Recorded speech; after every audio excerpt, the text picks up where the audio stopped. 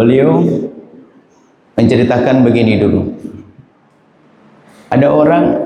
Bagaimana ada orang mengajak kepada kebaikan, ternyata dia juga melakukan kejelekan. Kesimpulannya, kita mendoain orang agar dapat hidayah, wong kita sendiri belum dapat hidayah, terus gimana nih? Wong saya juga nggak benar. Bagaimana saya doain orang dan seterusnya. Baik, nah ini kita membahas masalah hidayah. Kunci hidayah itu, hidayah memang Allah yajtabi ilaihi man yasha wa yahdi may yunib. Jadi Allah berfirman bahwasanya ada sebagian hamba Allah itu diberi hidayah oleh Allah, nggak pakai mukaddimah apapun, nggak pakai tanda-tanda, tiba-tiba mendapat kita. Oh ya, yajtabi, ditarik oleh Allah kepada hidayahnya. Nggak ada usaha, ngaji nggak pernah, ini tiba-tiba ditarik. Cuman itu kan spesial.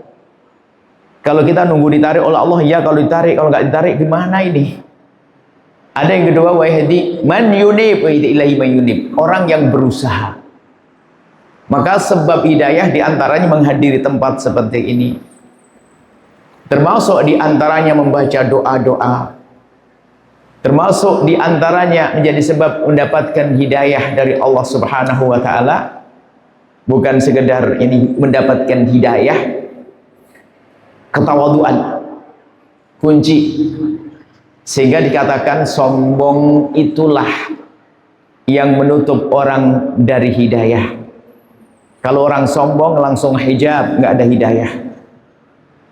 Tapi orang yang tidak sombong mudah hidayah sampai kepadanya. Kemudian hidayah itu kayak apa modelnya? Anda jangan menganggap hidayah itu langsung orang menjadi seperti kayak Imam Syekh Abdul Qadir Jailani, enggak. Hidayah itu tidak serta-merta Anda menjadi orang yang kayak malaikat, enggak. Lah kok tiba-tiba Anda sadar itu kejahatan, itu sudah hidayah. Ya Allah, tetanggaku melakukan kesalahan, sama saya juga. Anda sadar itu sudah hidayah. Sebab orang yang paling dosa itu orang berdosa, nggak merasa berdosa, kan itu. Kalau Anda masih melihat, ya Allah, tetanggaku melakukan ketidakbaikan, tapi saya juga minta kepada Allah, Anda sudah dapat. Bahkan di saat Anda mendoakan orang itu, Anda mendapatkan hidayah. Kalau ternyata saya juga masih melakukan dosa, memang kita manusia, kita bukan malaikat. Jangan sampai kita ingin nasihati orang, doain orang, kalau sudah saya tidak berdosa, kapan kita akan doakan orang dan ngajak orang, ngomong kita manusia tempat berdosa? Nggak ada kaidah semacam itu. Yang ada adalah, betul pertanyaan tadi, sudah kita mulai mendoakan orang sebanyak-banyaknya. Bukankah janji dari Allah, kalau kita doakan orang, Allah jaga kita? Berarti tanda cinta kepada dia, Allah berikan hidayah kepadanya. Kita doa, ya Allah jauhkan dia dari zina, ya Allah. Allah yang menjaga Anda dari zina. Hadis Nabi menyebutkan, kalau kita mendoakan orang lain, malaikat menjawab walaka bimitrin. Maka termasuk ya, ini hikmah, di balik Anda mendoakan orang yang bermaksiat agar mendapatkan hidayah, pertama kali Anda akan dijauhkan dari maksiat itu. Itu yang jelas. Karena waktu Anda mendoakan, sebetulnya ada ingkar yang dalam dari hati Anda. Ya Allah, tetanggaku kok masih judi, ya Allah jangan sampai judi. Apa artinya? Anda sudah nggak mau judi. Itu sudahlah, pokoknya Anda mendoakan itu sudah dapat hidayah. Ada ngomong, ya Allah jangan sampai tetanggaku judi lalu masuk neraka, biar saya saja yang judi. Nggak ada, nggak mungkin ngomong gitu.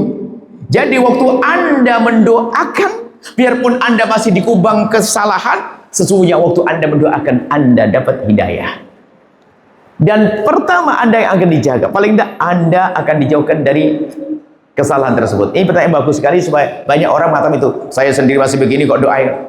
Dan kemudian sejelek apapun Anda urusan dengan Allah, jangan ragu, jangan suudzon pada Allah lalu doaku tidak dikabul. Aku kayak gini kok doain orang, enggak. Ingat iblis tadi. Iblis itu karena bodohnya sudah melanggar Allah, kurang ajar, masih berdoa, ya Allah panjangkan umurku, dikasih oleh Allah. Iblis loh ya. Iblis masih dikasih. Kita nggak kayak iblis. Makanya husnudzonlah, doa Anda untuk tetangga dahsyat. Kemudian nanti kalau Anda banyak doain anak tetangga, ya Allah, semoga anak-anak tetanggaku baik-baik. Malaikat menjawab, walaka bimithlin, anakmu yang baik duluan. Masya Allah, pertanyaan bagus-bagus semuanya. Ada hubungannya dengan masalah ini. Insya Allah, terus tingkatkan mendoakan saudara-saudara yang melakukan kemaksiatan. Tujuannya apa? Ya, pertama kita biar terhindar dari maksiat itu. Yang kedua, dikabul, yang agar kemaksiatan. Kemudian menumbuhkan kasih sayang. Jangan kita mudah meremehkan dan merendahkan orang lain, karena itu sebab hilangnya hidayah dari kita, dicabut hidayah. Ini saja. Setelah Anda menyaksikan video ini, jangan lupa berselawat kepada baginda Nabi Muhammad sallallahu alaihi wa alihi wa sahbihi wasallam.